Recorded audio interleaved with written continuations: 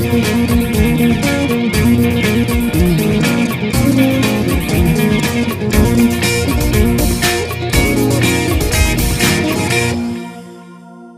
the U.S. Department of Commerce supports commerce.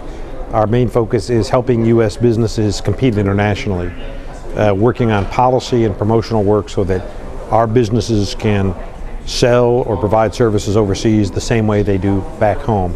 And this provides jobs and helps companies grow and helps provide good products and services for people overseas as well. So we're very excited about our mission. Well, I help run the International Trade Administration. It's about 2,000 people. We've got staff all across the United States in about 90 foreign countries. And when businesses have problems or issues, we help untangle those. We play a role in trade negotiations. We help businesses get their product to market. We intervene with the foreign government if there's an unfair regulation or issue that stops business. So we have an ombudsman kind of role for American businesses around the world. Technology is key because we're communicating against a global platform. So as you can imagine, it's heavily email and phone, but it's a key management tool because we have a far-flung group of folks in every time zone on this planet. So it's a instant email communication world, and we also are at a moment, if I may say, where business moves at a very fast pace. So the idea of sending a letter and waiting a few weeks for a response is no good for most businesses. If there's a problem on the docks in Thailand or with the tax authorities in Portugal or even in Canada, there's a misunderstanding. People want it resolved right away.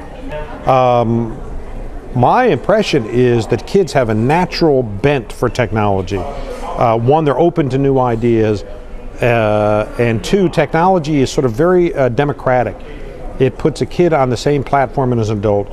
So any kid can put together a web page or do something on the web or use email.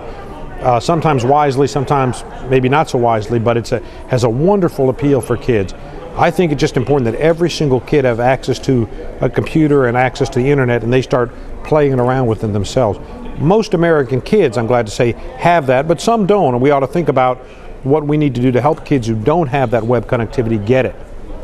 This is a presidential appointment. Undersecretary of Commerce is a job appointed by the President, confirmed by the Senate.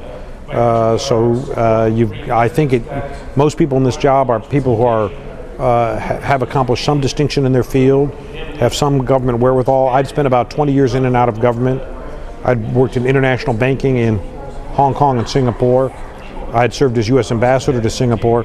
So I think I had a reasonable amount of credentials to help U.S. businesses operate overseas. I interviewed with the Secretary of Commerce. I interviewed with the President. He appointed me and the Senate confirmed me. Well, I think it sure helps. My view is I've been a student my entire life, in school and out of school, but I think it's very important to cultivate a sense of learning. And some of it is book learning, of reading, which is important, but some of it is just an approach to the world, an approach to life, which says there's somebody out there in this world who's doing something exciting, that's doing something interesting, that's making something work, something happen. I want to understand it. Understand how is that company moving ahead? How is that society moving ahead? How can we be a part of it? What can we learn from that? So it's a lifelong learning process that I have always tried to cultivate.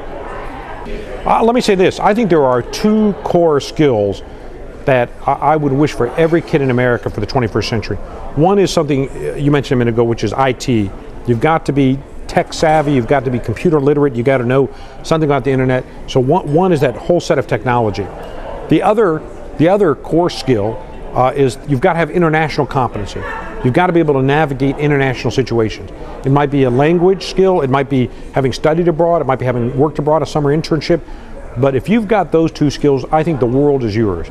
There's no limit to how far you can go, whether it's in business, whether it's working at a charity, whether it's graduate studies or teaching or medicine or sciences. The world is yours if you can work in technology and work internationally.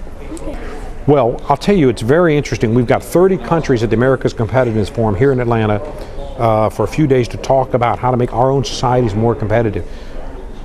We're at a moment where across this hemisphere, these societies are overwhelmingly democratic and overwhelmingly focusing on economic growth. How do we move our country ahead? How do we bring prosperity to our people? And there's a lot of lessons we can learn and share from each other. How does tax policy help? How does investment policy help? How can companies contribute to an economy, participate in an economy? So that's the main topic of discussions here. We want the entire hemisphere to move together ahead. Better life for all of us.